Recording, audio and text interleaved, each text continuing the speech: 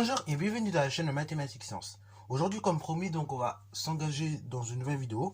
Et dans cette nouvelle vidéo, donc on va faire un petit exercice bidon sur le nombre dérivé et donc la notion de tangente d'un point de vue graphique. Donc exercice d'un type interrogation encore une fois. Donc je l'ai dit dans le chapitre, on va beaucoup s'entraîner sur des exercices type interrogation.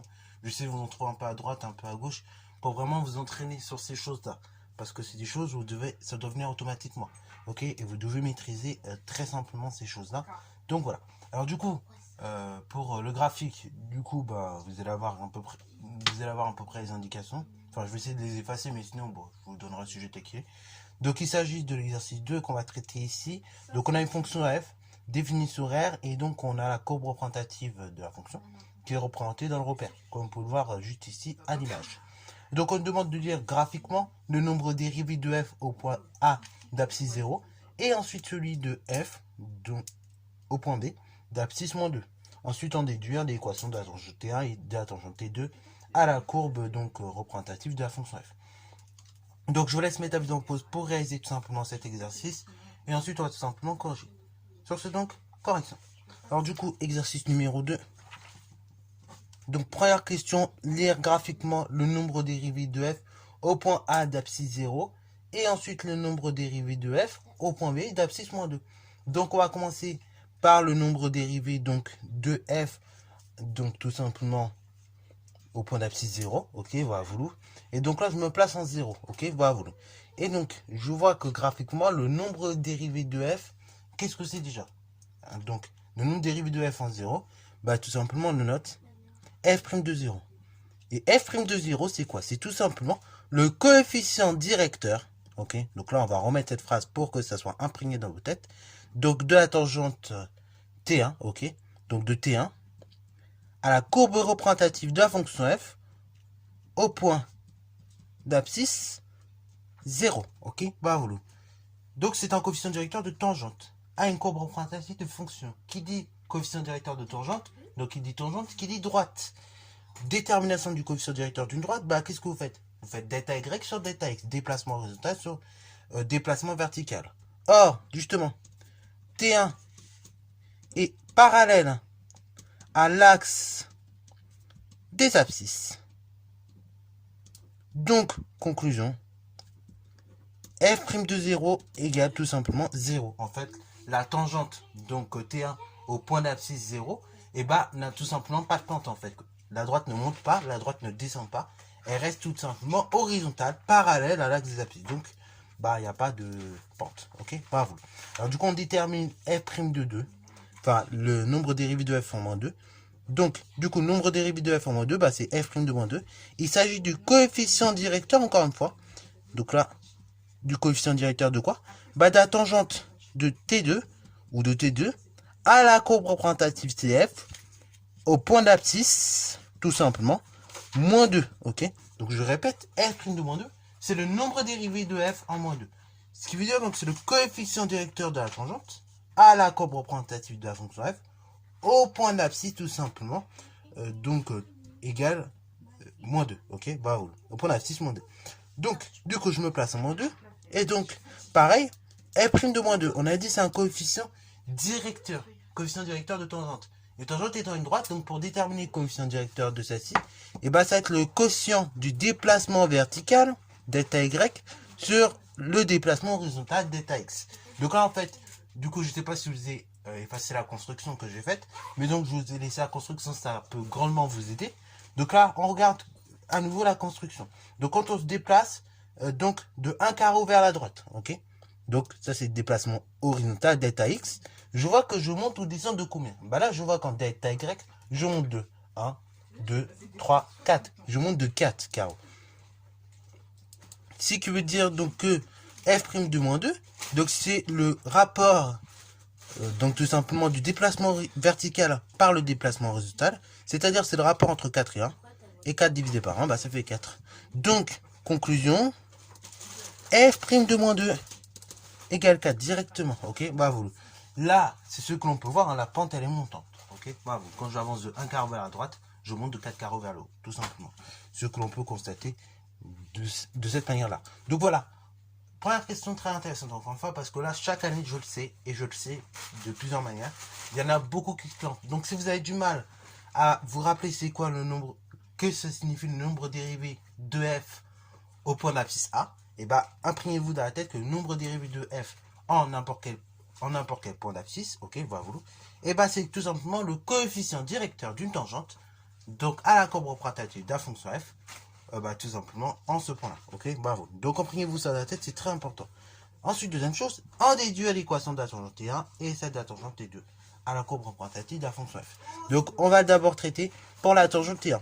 Donc là, pour la tangente T1, eh ben, on peut faire de deux manières, ok, voilà. Soit on procède de la façon suivante, on se dit qu'on a un graphique, donc autant exploiter le graphique de façon simple et logique. Hein, pour la tangente T1, en plus, on peut vraiment bien exploiter. On a l'ordonnée à l'origine. On connaî't donc f' de 0 qui est le coefficient directeur, encore une fois, de la tangente. Hein. Ok, voilà. Donc la tangente T1 à la courbe représentative de la fonction f au point d'abscisse 0. Donc, du coup, on peut exploiter le graphique et on déduire l'équation de la droite. Ou sinon, donc un peu plus long, on peut déterminer f de 0.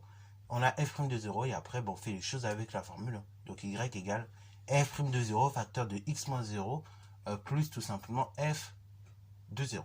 Ok, donc là, nous, on va utiliser la formule y égale mx plus p et on va faire les choses de façon très logique.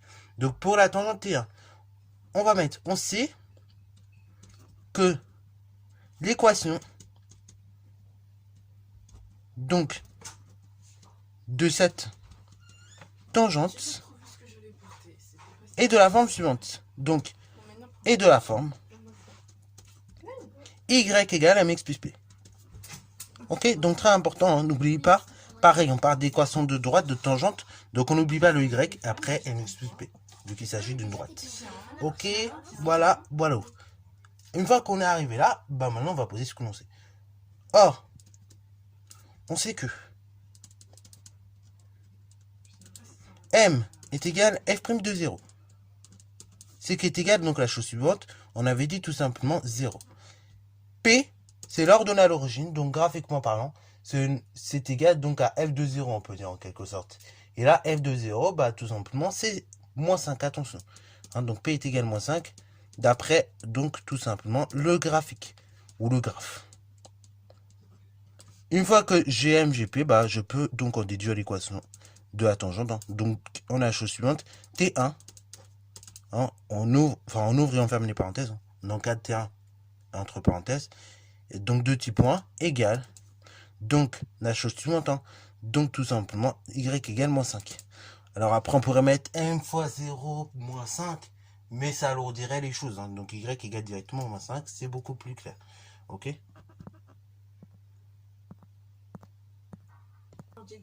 Donc, deuxième des choses, bah on va effectuer la même opération, cette fois-ci pour la tangente T2. Donc, pour T2, donc deux petits points, on a la chose suivante. Donc, pareil, on peut raisonner de deux façons, soit la méthode y égale mx plus p, ou soit tout simplement, donc on procède avec la méthode, donc y égale, donc ici il s'agit de la tangente en moins 2, donc y égale la chose suivante, f' de moins 2, facteur de x moins 2, plus f de moins 2. Donc il y a deux façons de raisonner. Je vais tout simplement vous montrer donc les deux façons de raisonner. Enfin, je vais vous montrer la manière de raisonner avec y égale mx plus p. Mais après, je vous montrerai donc avec la formule de cours que vous avez appris peut-être. Donc là, deux méthodes qui sont aussi longues, hein, honnêtement, en termes de rédaction. Donc on va faire les choses pareilles, de la façon suivante. Pour T2, donc on va mettre en C plutôt. On sait que son équation, donc il s'agit de l'équation réduite, hein, en fait. Hein.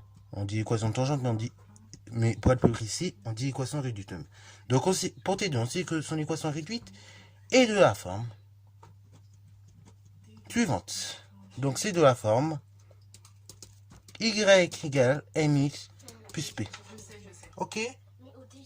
Or, on sait que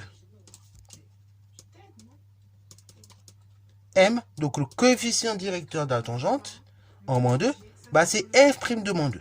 Ok. Et f' de moins 2, on avait dit c'était 4.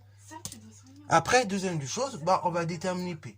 Alors là, bah p, il se trouve que d'après le graphique, on ne peut pas le déterminer facilement. Donc au hasard, on pourrait dire c'est 2, On pourrait dire c'est 3 si on prolongeait la construction. On ne sait pas vraiment, on n'est pas sûr.